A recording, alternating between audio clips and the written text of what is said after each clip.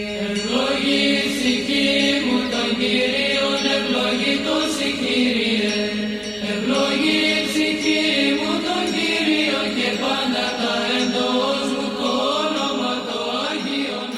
and welcome to another episode of Orthodox Family Life. Today we'll be discussing how to choose good books for your children. We all know that reading is good for children, and we all want our children to read a lot and to read well and to read broadly. And if you listen to educators very closely, you will often hear them say that if children read more, we would have fewer educational problems. That children would be able to spell better, they would be able to write better, they would be able to speak better. And they often add to this that it doesn't really matter what your kids read as long as they're reading. However, I strongly disagree with this. I'm here to tell you that not every book is worth reading. Some books are so harmful to your children that they should never be read, and your children would actually be better off to be illiterate than to read these books.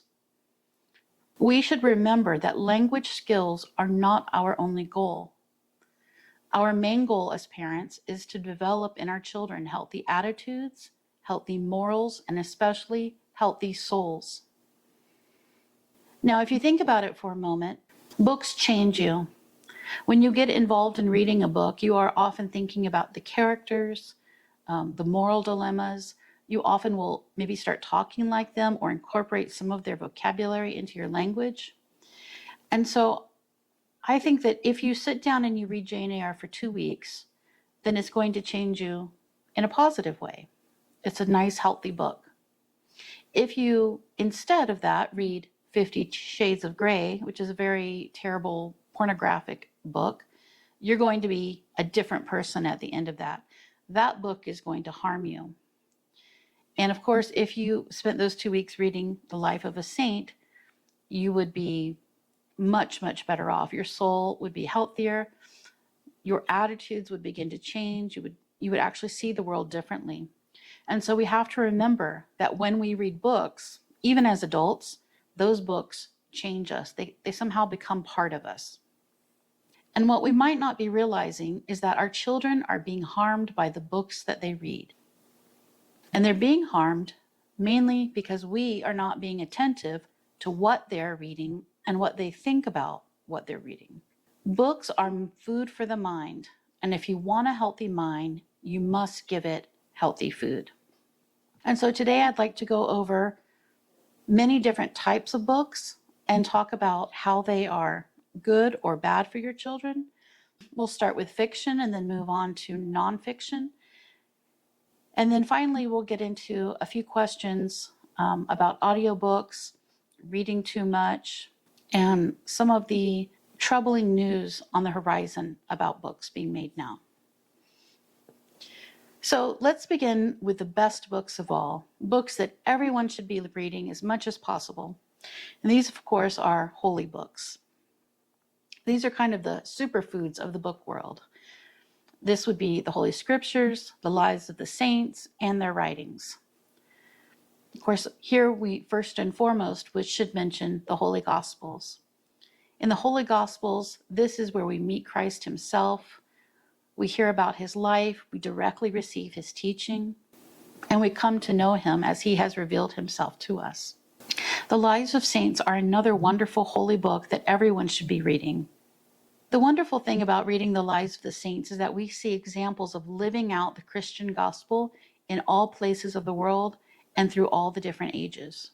We see women who are single, we see married men, we see monastics, we see kings and beggars. In the lives of the saints, you see really everybody that in the world can become a saint. It doesn't matter these earthly limitations that we have or these earthly categories that we're in. You can see how they have expressed the gospel truth in their own lives. And these stories are so important for children because they help build their faith in God. And they see people that are patient in suffering, and they have a boldness in their adversity. They see the martyrs who kind of talk back to the tyrants and taunt them, and they're not worried about losing their life. Reading these books builds a spiritual bank of wisdom in your child's heart, and it helps them to see the world as it truly is. So holy books should be read often and by everyone. Really, it should be a daily occurrence. So if those are the very best books, then let's talk about one category of some of the worst books, which would be what I call potato chip books. These are the junk foods of the book world, and they're actually not real books. So these would be books that maybe make sounds or have flashing lights. They have commercialized characters. They may have gross, weird, or disturbing illustrations. They have a very low level of English. The language is often not even very coherent. And these books are incredibly boring. You don't even need to donate these books to Goodwill. Just throw them out. They're not actual books. These are just marketing tools. They were created to be bought, and they're not really created by someone who had a wonderful story to tell. Now, if you're not sure if this is a potato chip book that you have in your hand, you can just read a page or two. Was it really boring? Would you be happy if your child spoke like that? Are the pictures in it disturbing or just strange? All of these things we want to purge out of our libraries. They're not real books. They're just a marketing tool. Some examples of this might be a book on Star Wars or Thomas the Tank Engine. Really, they typically are focused on a cartoon character and sometimes maybe animals or something that's very generic, trucks, but they're pretty easy to see. So these aren't real books. They're just a gimmick. So get them out of your library. Okay, so for the next part, we're going to break down fiction into 4 basic categories based on what type of story they're telling. And I want to give thanks here to Andrew Pudewa from the Institute for Excellence in Writing, where I got this division from. But I think it's incredibly helpful in the way we think about books. So the first type of fiction would be whole stories. These are books where good is portrayed as good, and bad is portrayed as bad, and good wins. In this, we see that the protagonist overcomes their struggles. Now, they could be very small struggles like Corduroy, and he has this small winnable battle over loneliness. Or it could be Wilbur from Charlotte's Web being saved from the slaughterhouse. Or in our classic novels, in Jane Eyre, will Jane resist sin and find authentic love? Or will Oliver escape Fagin and his family in Charles Dickens' Oliver Twist? These are what we might think of as our classic good versus evil stories. These books teach children that their struggles can be overcome. These are especially needed now as our culture continues to grow more depressed, more negative, sarcastic, and insane. These stories are full of just normal, good is good, and good wins. This really should be the foundational group after holy books of what your children read. Okay, so let's move on to our second category. That would be healing stories. Now, healing stories are actually my favorite story, and they're also a very positive story, just like the whole story.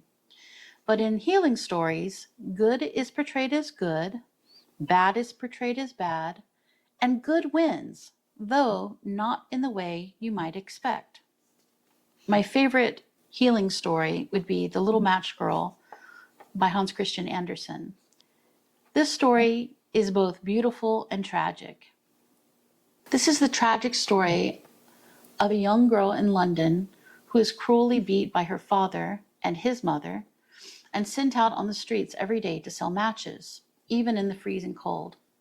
The story happens on New Year's Day, I believe, and she is trying to sell the matches, and as she is selling them, she gets so cold that she has to actually light a match just to stay warm and keep her from freezing. With every match that she lights, she beholds a beautiful vision of a roasted turkey dinner in one case, or dancing food in another. But then as the match goes out, the vision disappears and she's once again on the cold London streets, freezing to death.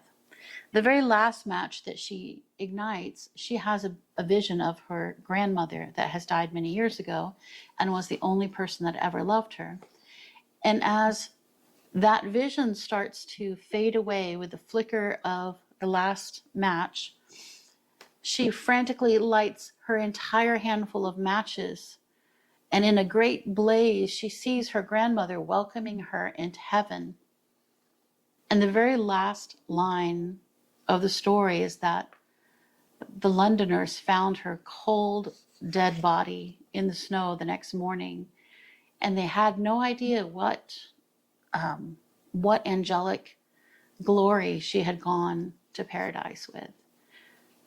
And the story just gets me every time because, on the one hand, it is very tragic. It's about the death of a young, abused child who no one in the world cared for.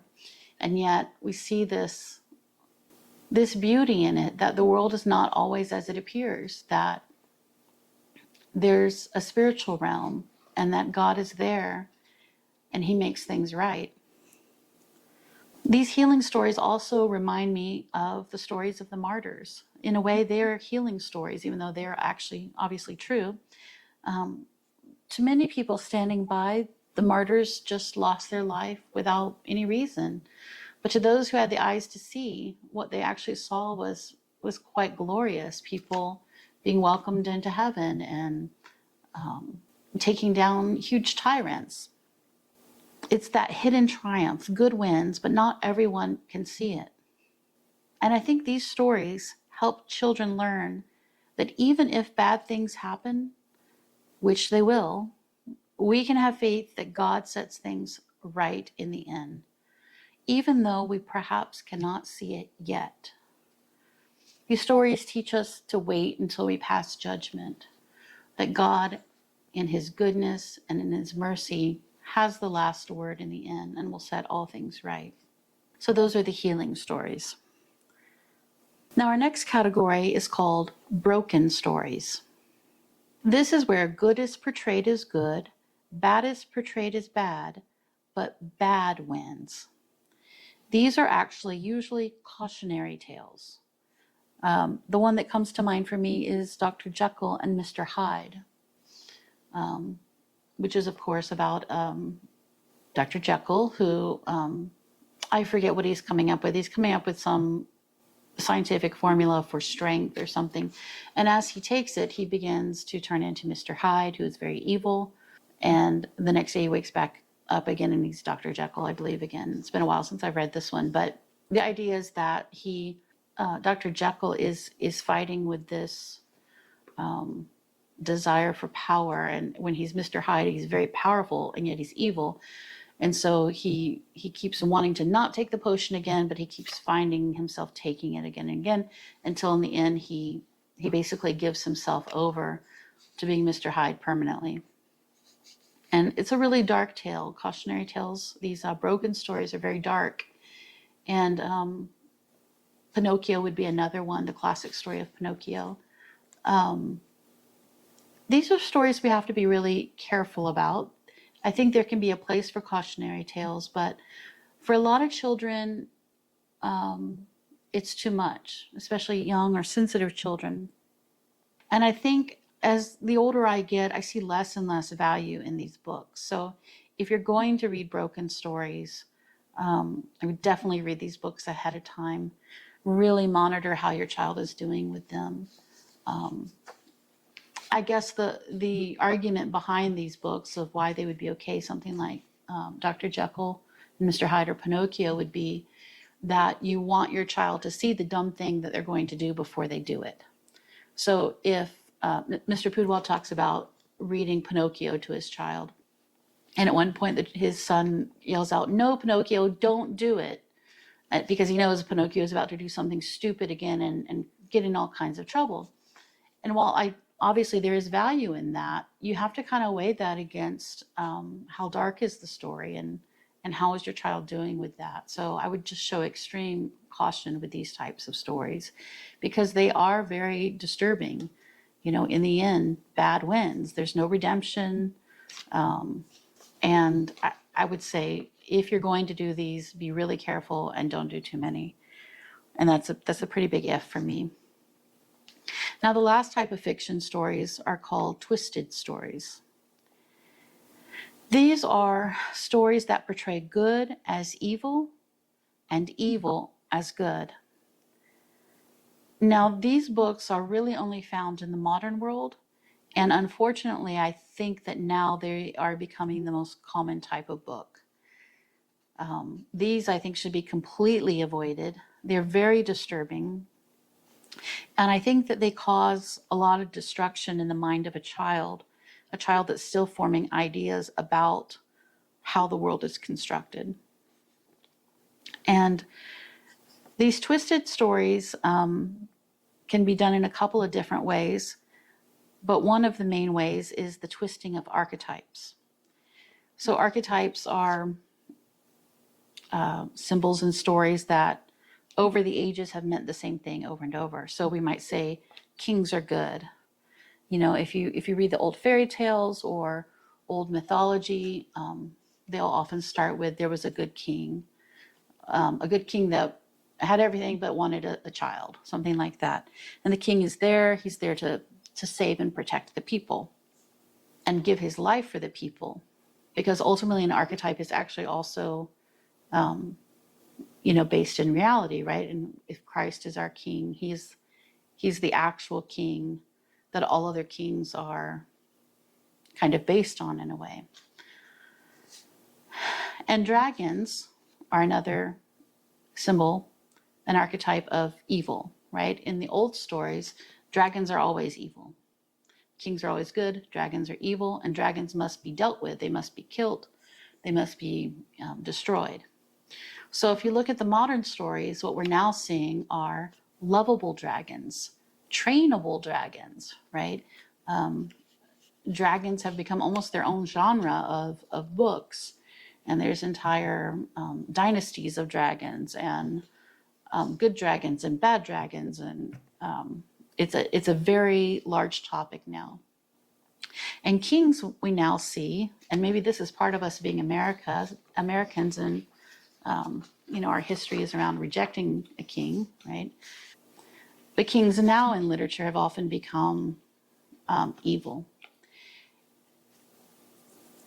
And I'm going to switch here to talking about a movie, because there's a movie that really it demonstrates this quite well in a very intentional way that I think you'll be able to see it.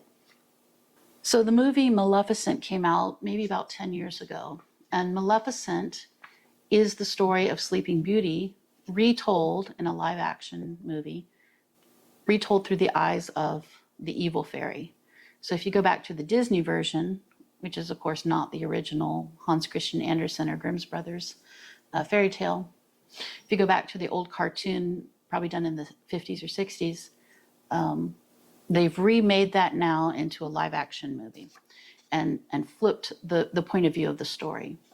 And all you really have to do is watch the trailer for this. The trailer for this movie, and I've seen the whole movie, so I can confirm it's in the whole movie, but the trailer says, this is the story that you've heard, but you were lied to. And the story is that Maleficent is telling her backstory to the young Princess Aurora. And she's saying, Aurora asks her, why don't you have wings? And Maleficent answers, I had wings once, but they were taken from me. And it turns out, she tells Aurora that Aurora's father, the king, used to be her best friend, but in a fit of treachery and jealousy, he takes her wings away and locks them up. And she was the one that was betrayed. She's actually the good one. He's actually the evil one. And so I want you to think about this for a minute. We have a character named Maleficent, which if you look it up in the dictionary, it means intending harm or evil. She's meeting a girl in the garden.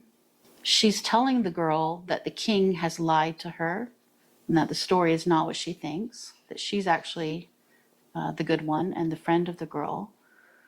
And the creature that's saying all of this is a wingless fairy, we could say angel, So I hope you're picking up on all of that imagery, right? To me, this very quickly became an image of Adam, or rather Eve, in the garden with the snake.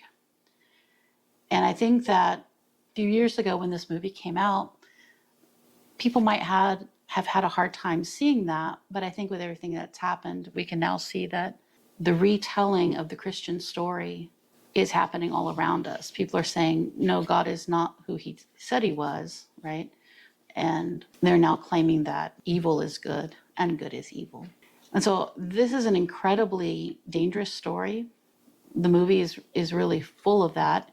And I would encourage you to at least go watch the trailer for it. If you had any doubt about it, they've made a second one. And the second movie is called Maleficent and the Mistress of Evil. A third one is now in production. Now, I know this isn't a book, but this way of categorizing stories between whole books, healing books, broken books, and twisted books really works for any kind of story, right? So movies are stories. And so everything I'm saying about books and the types of books you should be looking for applies also to movies. And so this picture of the woman in the garden, the being talked to by the fallen angel who has malintent for her, this is all on purpose. It's a rebranding of the story. And it's not the only recent one with movies. There's a very similar theme in one of the Thor movies, one of the Marvel Thor movies, where Thor's evil sister comes back and she claims the king was actually the evil one, and her army, the Dark Army, were thrown down into the underworld because the king feared her power.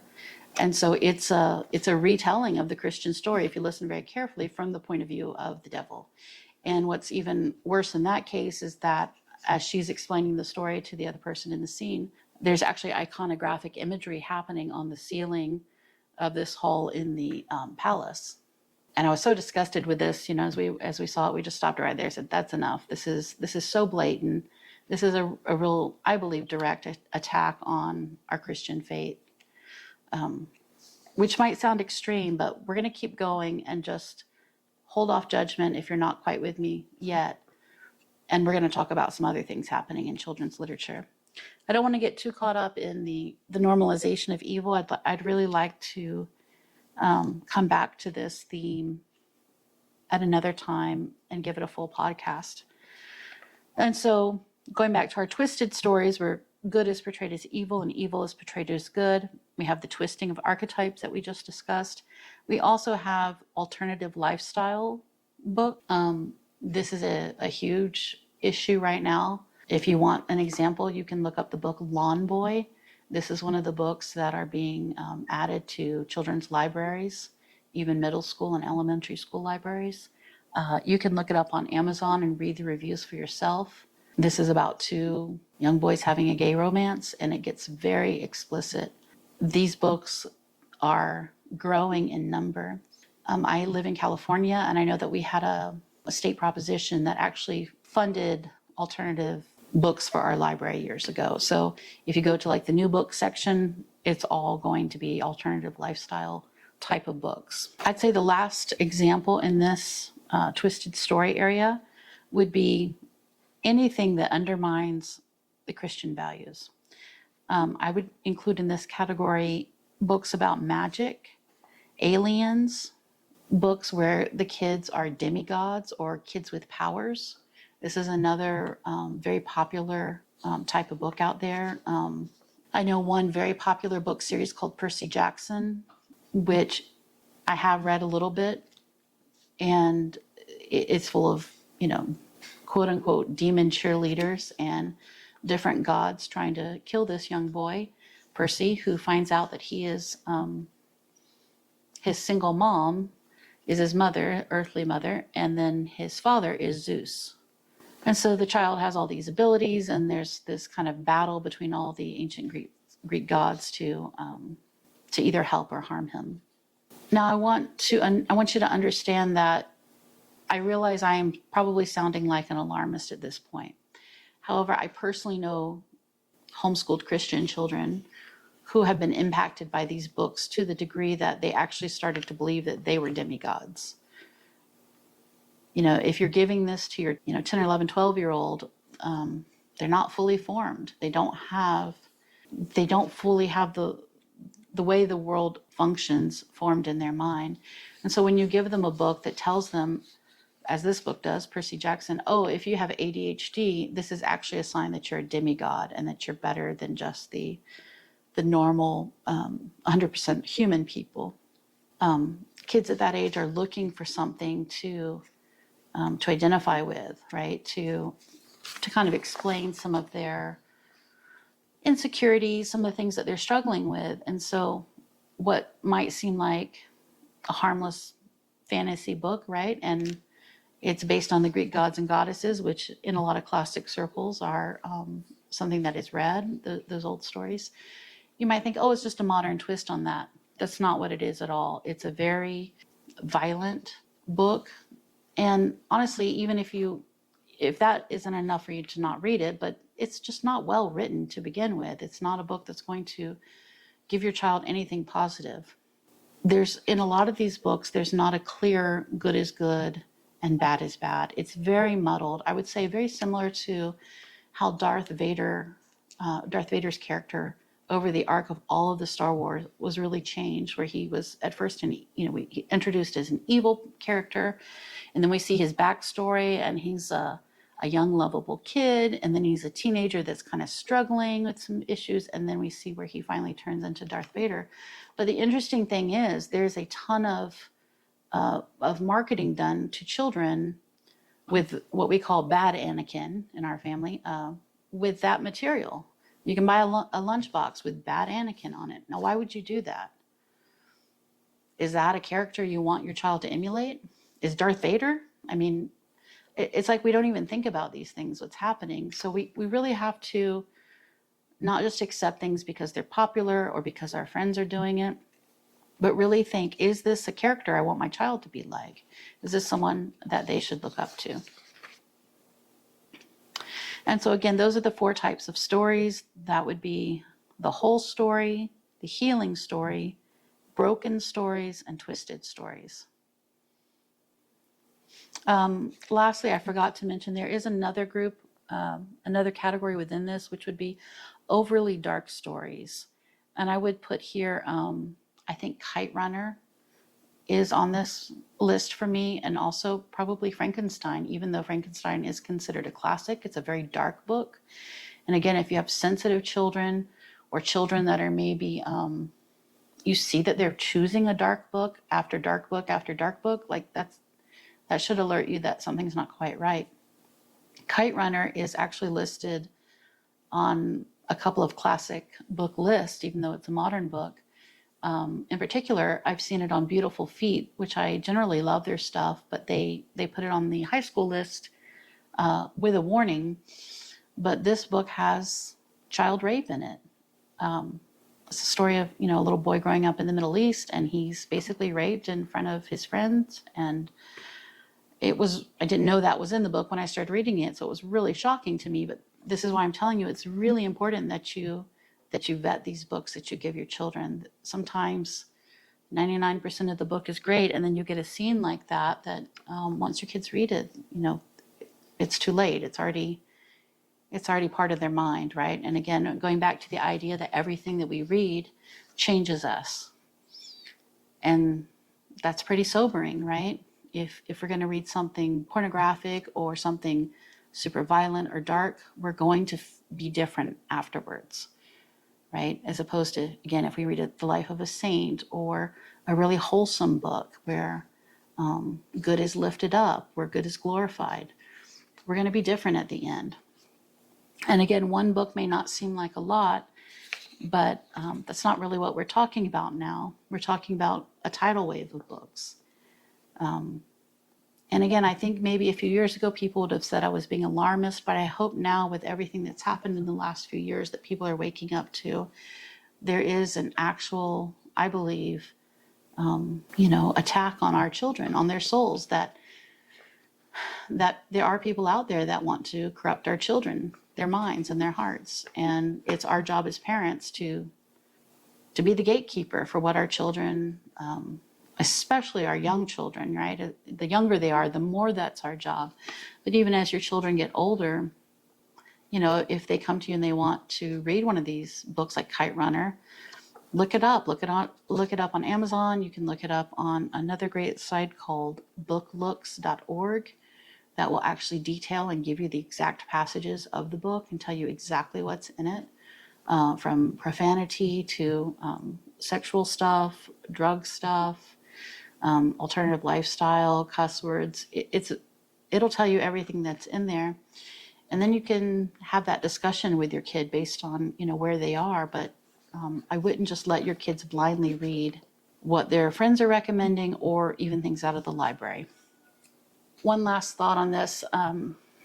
You might be tempted to say, these are just stories. It's just a children's book. Is it really that bad, or does it really matter? And I think, yeah, it does matter, because the books that we give to our children form who they are. And if we give them books that normalize or even glorify evil, then we're going to get kids that see evil as normal or maybe even good. It's something I believe we should really take seriously. Okay, so let's move on from fiction into nonfiction. Now, I think there's a lot of emphasis on fiction, and I actually think probably too much. And some kids get easily addicted to fiction. I think in particular girls, younger girls, maybe tweens who really love to read. And so that's something also that you have to watch out for. But nonfiction books really tend to resonate with some kids, especially boys. I had a boy and a girl in our family who really didn't like kind of your typical sweet, quote unquote, girl stories like Anne of Green Gables or, Caddy Woodlawn. It was just, as my son said, it was just a bunch of girls just doing stuff. And he wasn't interested. And so what he really found that he loved was books about actual true things. This would be history books, science books, books about famous people, or skills like how to weave a basket, or how to do some welding, or how to do home repair. Now, nonfiction books used to be staples in every home, but I think they're getting harder and harder to find now. If you go to the bookstore, if you go to the children's section of a bookstore, you'll notice that the classic book section is very tiny now. You'll also see a lot of potato chip books out that are, usually very cheaply made and just lots of glossy pictures to try to get you to buy it. But you'll also see in the science and the history that they're not actually books, usually in the sense of where they tell the story of history, but they're more like encyclopedias where it'll be just short bits of information. And while I'm not against encyclopedia type books, I think there's a place for that, what I'm really talking about here is one book on one subject. So there's a really lovely book about Native Americans in our area called Adopted by Indians. And it's the true story of a man about 150 years ago, or maybe only 100 years ago, who was an early California settler. And when his mom died, his dad actually left him in the care of the local Indian tribe for a summer while the dad went out to hunt with the older son. And so this man tells his whole story. And of course, we'd call this a living book, right? It's one person telling a really great story, but it's a nonfiction book. And so it's just written very differently. It's a complex story. There's lots of really wonderful details and drawings on all of the different things that the Indians would make. But it's not like these encyclopedia type books where it's very disjointed, right? And the book is really about looking at the pictures. Let's be honest. It's about the really vibrant pictures of the animals in the wild, or about space, or whatever the book is on. And so again, there's a place for that type of book, but we also want to find good nonfiction books that are longer and stick with one subject. Some of my favorite books for children on this would be Gail Gibbon's books. She does a really wonderful job for younger kids, science type books. So she'll have a whole book on bees or ants And I love them because they do have some nice pictures, some nice illustrations, but she also gets into the vocabulary of each subject, and she gives you a lot of information for a children's book, right? She kind of respects her reader in that way and gives them some nice hard facts to chew on. Another series that a lot of them are pretty good would be the Let's Read and Find Out series. I think there's about 200 books in these series, so I don't like all of them, but they're pretty easy to find, and I think they're pretty good, most of them. There's some here and there that you can look at and maybe not find too much value in, but another great science book for young kids. And then there's some history ones. I think there's a series like if you spent a day as a pioneer settler, and it's more of a question and answer format, but at least it's a longer section.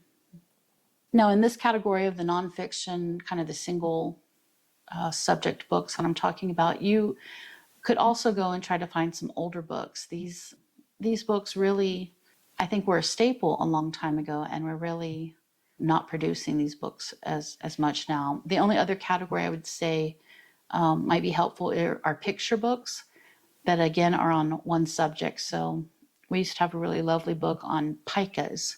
So if you don't know what a pika is, it's a small rodent that lives in the high altitudes of the Sierra Nevadas, and it's a very very cute little rodent with little round ears, and the rodent will clip the wildflowers in the summer and lay them out to dry on a rock and then carry them into the home that it's made in this little rock crevice. And so it's one of the few rodents that I think doesn't hibernate all winter because they actually store enough food to stay alive. So we had this really fun, informative nonfiction book on pikas that became a favorite with our families. Another great category here would be famous people. Again, I think this is where we get some crossover with the lives of the saints. And there's obviously some really great lives of the saints being produced now from New Rome Press and other great Orthodox publishers. But we do have some really great Americans too that I think you could look into, like George Washington Carver, just really phenomenal. Helen Keller, Frederick Douglass, some of the founding fathers. And this would include obviously some history, right? So you get a little bit of history, you get the biography. Some more books that boys in particular might enjoy would be books on history, specifically war and weaponry. They seem to love that. Books on how to do dangerous things. We have a really great book. I think it's called 50 Dangerous Things to Do, and it walks you through how to do them, from licking a battery to jumping off your roof. And I really love this book because it actually teaches kids how to manage risk. So they're very explicit, like some of this stuff is a little bit risky, but it's really good for kids to learn how to manage that. And if you do it with them, you're kind of overhearing what they're doing, keeping an eye on it. They're, for the most part, pretty safe, I think. There's also a lot of books on how to build stuff, more in the engineering world maybe, or there were those really lovely books on castles, or kind of Lift the Flap, where you see the internal structures of ships and submarines. So don't overlook these books. We put, I think, way too much pressure on reading fiction, and there's certainly a place for that. But a lot of kids, especially boys, and especially kids that like to actually do stuff, to build forts and to dig holes, they want something that's real, right? They're not as interested in the stories. Now, unfortunately, there are some inappropriate nonfiction books that you should be careful about. Obviously, anything that is contradictory to our Orthodox faith. With science books, you might want to watch out for evolutionary material in there, climate alarmism, or phrasing creationist or Christians as stupid. I've seen that in different books. You also want to be careful with any kind of books around gender and sexuality. You would be surprised if you haven't gone to your local library and looked at the shelf in this area. I would really recommend that you do that without your children, but you will definitely find books on being gender fluid, gender queer, how-to books for different activities in the children's section. This is not something your children should be, look at without you in the library. Other inappropriate nonfiction books could be books on leftism. And here I'm not talking about being a Democrat, but actual leftist ideas like critical race theory, Marxism, social justice, pro-abortion rights. And then we just have, a lot of also very dark topics that there'll be entire books on these. Things like self-harm, unaliving yourself, aliens, witchcraft, magic, various mythical creatures like vampires, dragons. These are all not just in your library, but they're actually some of the hottest books out there.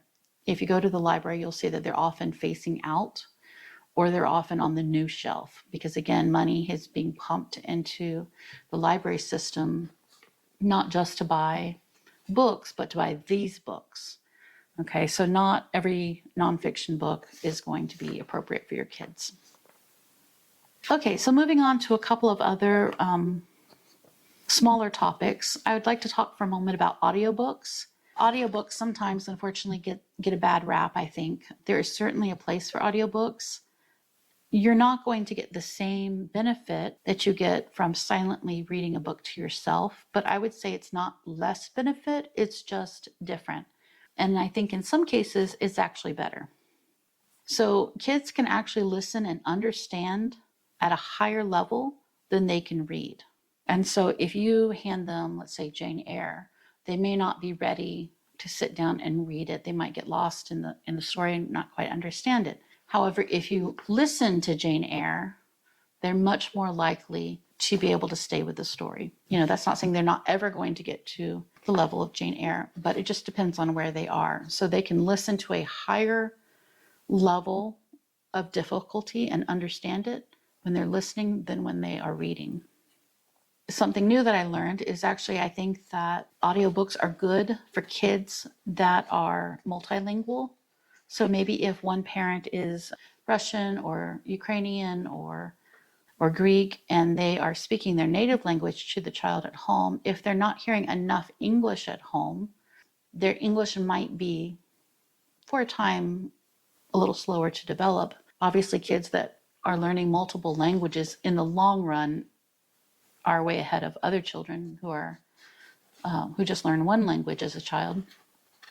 But I do think that audiobooks can give a child who is learning multiple languages more help in hearing the English pronounced correctly.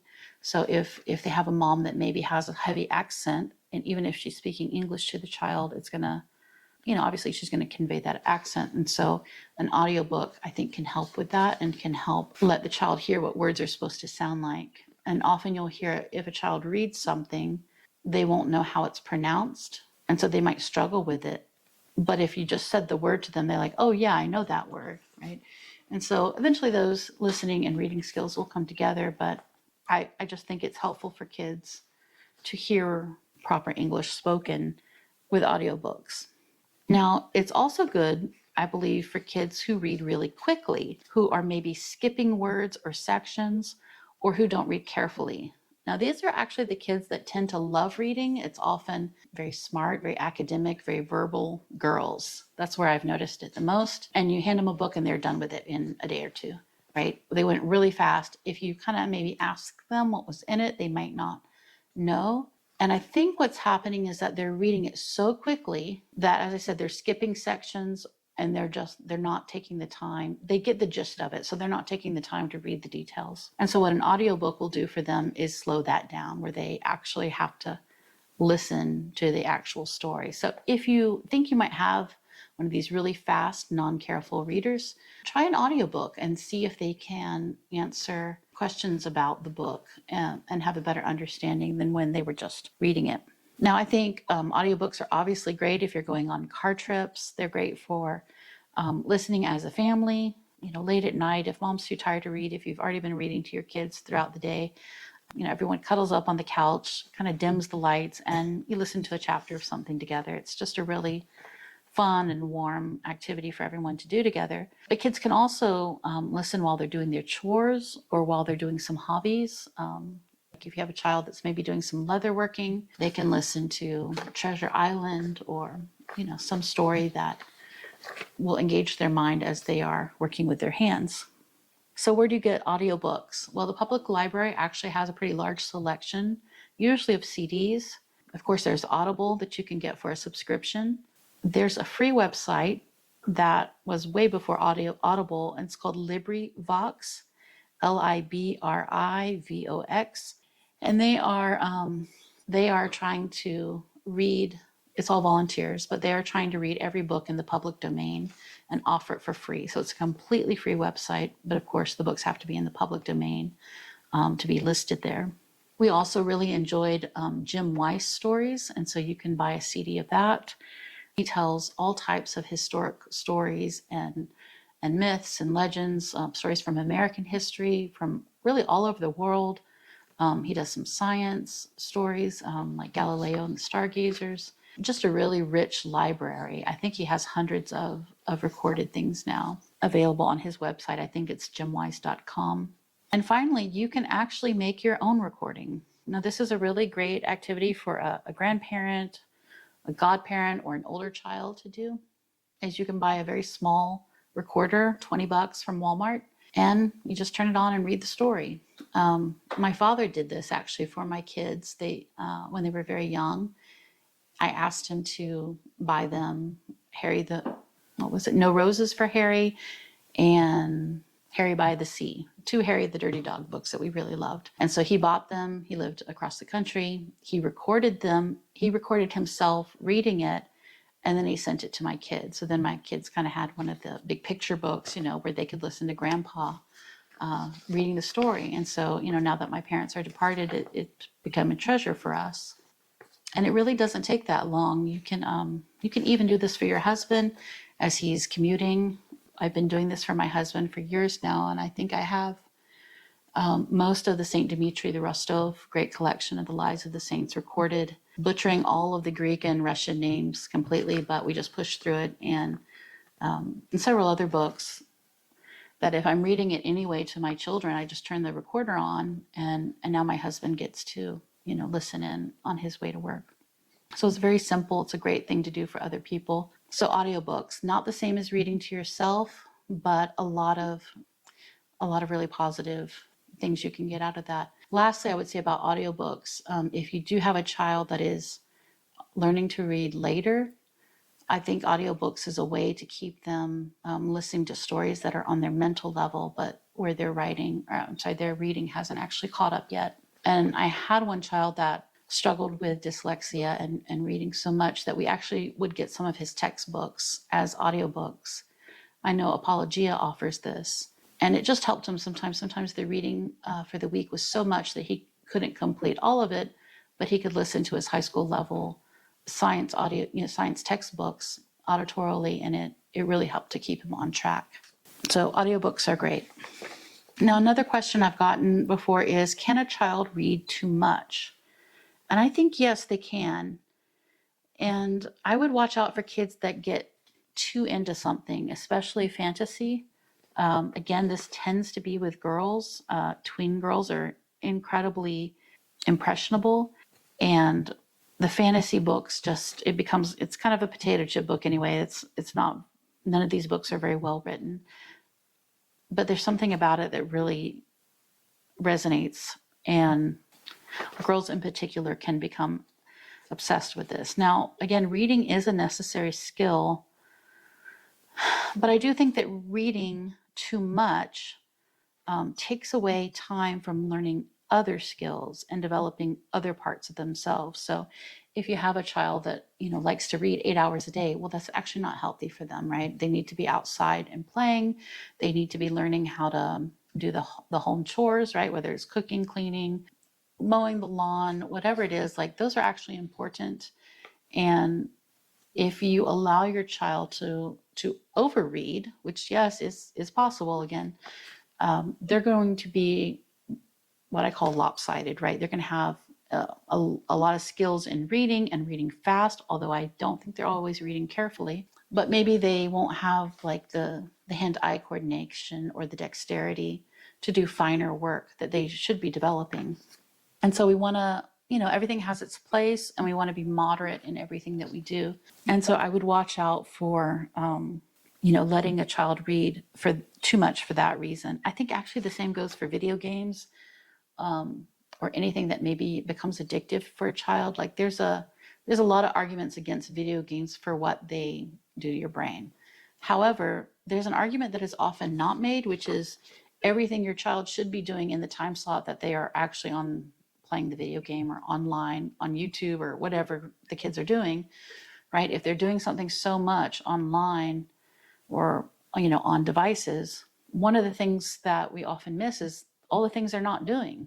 They're not cooking, they're not learning how to clean, they're not having eye contact, they're not having conversations, right? And so we have to stop thinking about it as just, video games are bad, which, forgive me, I think they're probably not that great. I think they are probably bad. But all the good things that they're actually missing out on top of that. And so excessive reading can actually fall into this. And I think if you look at the life of monks and nuns, you'll see that there's a time for everything. There's a time to get up and pray. There's a time for spiritual reading. There's a time for, taking care of your own, personal needs. You're cleaning your bedroom or whatever. And then there's time for serving the community, and there's time for being with the guests. Everything has its place. And if anything gets out of context, if you do anything too much, then you're not going to have time for the other things, right? And we don't want, to have lopsided people, so to speak. We want our kids to be kind of well-rounded as we can help them to be. Okay, so what about reading aloud? I think reading aloud is just one of the best activities you can do with your kids. And I really love reading aloud. It was a standard in our homeschool for many years. It still is, even though I only have one child left at home. We read to each other now. But even as teenagers, I think they still enjoy it. They still crave it. It gives you that moment in the day to connect, to kind of unwind, right? You can read aloud in the morning and or in the evening. Sometimes mom might read in the morning and dad read a bedtime story. You can certainly incorporate the scriptures and spiritual books. And the thing about reading out loud is that if you're reading the right books, then it's going to be a delight for everyone. One example might be Winnie the Pooh. The original Winnie the Pooh stories are often thought of as, children's books, right? But if you haven't read these as an adult, they are so much fun.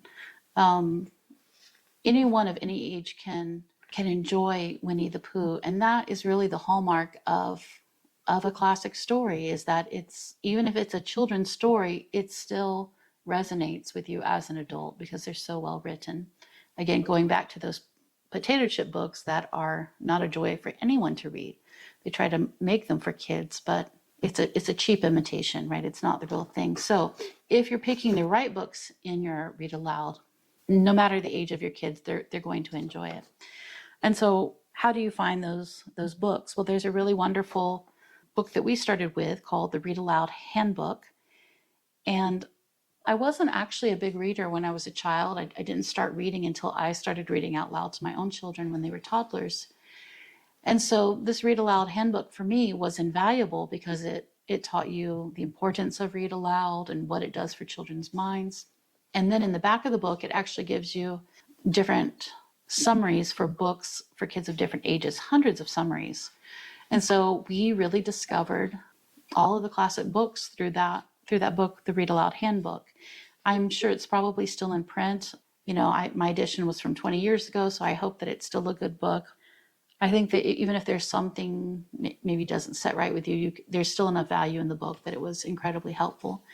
And so from that, we learned, about books like Corduroy or Ping or Harry the Dirty Dog. And it would give you a little synopsis of the story and who it was good for, what age group. And so that's the Read Aloud Handbook. But there's also another great resource called the Read Aloud Revival. And this is a website run by a homeschool mom. I believe she's Catholic, and she encourages you to read aloud, and she has a ton of resources on her website. So it should be readaloudrevival.com. Highly, highly recommended, especially if you're unsure of what books might work for your kids. Okay, so getting back to kind of the big picture here. So I think it's a hard truth that we have to get used to, that we have to be vigilant. A long time ago, we could kind of cut our kids loose in public. By a long time ago, I mean, the 70s and 80s when I was growing up, we were free to roam. We were, free to peruse the library, and parents knew that it was pretty safe. But unfortunately, that's not really the case anymore. The library has undergone massive changes in the last 20 years. When I started going with my younger kids 20 years ago, at least in California, a lot of the classic children's books were still there. Many of those books were retired and never repurchased, or they're just out of print. On top of that, as I mentioned earlier, there's a lot of money being pumped into the public library system to buy alternative lifestyle books and other things that are very objectionable to our Orthodox faith. And so those books have really come front and center. And the library system. So the library is not a safe place where you can just let your kids roam anymore. And it really breaks my heart to say that, but I think it's the truth. Neither is your local bookstore. The bookstore tends to be more on the commercialized end, and the public library more of the propaganda end, but they both have the component of the other. Again, I want to say that we're not talking about a few isolated titles. We're talking about a tidal wave of books. Okay, these are books that are read by kids in public school. They are signed by the teachers. They're recommended online. They're made into movies. You can buy the action figure, the t-shirt, or the backpack that goes along with it. These are the staples of the children's book world at this point. You actually have to go out of your way to find books that are good and healthy for your children. And so what's the outcome of this? It's if children see these types of books, the new books that are against our faith, whether it's the twisted stories, whether it's the alternative lifestyle, the very dark books, the children begin to think that these ideas are normal and acceptable. And I believe that their worldview is being shaped by them. And so we have to start to think a little more long-term here. If the library and the bookstore are no longer a safe place for our kids to go and find books, then it's time that we build our own libraries. And I would start with a robust home library, but I think you could also get together with other people in your parish and build a children's library in your parish or in your local homeschool group. I think if you had a parish library, you could also focus on buying all of these wonderful Orthodox children's books that have really started to come out in the last few years. 20 years ago, there were very, very few children's Orthodox children's books. And now that they've gotten more numerous and more beautiful, longer, they're just wonderful now. The Friends of Christ series by New Rome Press is a must-have for every single home library. The books are expensive, so I understand if you're a young family and you can't afford that. Often we couldn't when we were just starting out. And that's why I think the parish could actually step in. And if the parish could spend even $20 a month on one wonderful children's book, right, for their parish library, think of the impact that that would have on the kids in your parish after years and years of collecting these wonderful books for them. A lot of parishes have parish libraries, but they're often, and understandably, they're often for the adults, right? But it's time that we start thinking about what are the children reading and provide them with good quality books to read. And so I mentioned before the two resources, the Read Aloud Handbook and the Read Aloud Revival, but you should also find people of like-mindedness with you and share book recommendations back and forth. Some of these good books that I'm talking about are already out of print, are already difficult to find. So once you have them, if you find them at library sales or thrift stores, online used book sales or garage sales, if you find these books, hold on to them, right? You always have room for more books. This is my belief in your home library. You always have room for a few more. Hold on to these because they are not being reprinted anymore. And they're getting harder and harder to find. So in closing, I want to say that when I first started thinking about this topic a few years ago, I felt like I really had to make the case that there were evil people out there targeting our children through, among other things, children's books. And I think a lot of people maybe thought I was overreacting. But I also think that the events of the last few years have more than proved my point. And I think a lot of parents have woken up and seen with their own eyes that the books made for kids are clearly sending anti-Christian messages to the children. This is no longer being hid. It's out in the open now. And so I just want to recap with some of the things we started with to remember that not every book is worth reading, that language skills are not our only goal, right? Our main goal is to develop healthy attitudes, healthy morals, and healthy souls in our children. Increasingly, our children are being exposed to books and other media that do directly assault their Christian faith. Remember that it is better to be illiterate than to read certain books. I'm going to say that again. It is better to be illiterate and to never read a single book than to read certain books. Remember that books change you. You're going to be different after you read a book. Your child will be different after the book that they read. Many children are being harmed by the books they read, even Christian homeschool kids, even Orthodox kids, because we are not being attentive to what they are reading and what they are thinking. We have to go back again and again to books are food for the mind and the soul. And if you want to have a healthy mind and soul, you have to give them a healthy book. So know what your child is reading. Don't be pressured into giving them something harmful. If you don't know if a book is harmful or not, just wait. Don't give it to them. Investigate further. Look it up on Amazon. Ask other people, right? Just wait. There's no rush. Build your home library. Share book recommendations with other like-minded people. And most of all, fill your children with truthful, beautiful books. If there's any question I haven't answered for you about books, please drop it in the comments below. Until next time, thanks for listening and God bless you.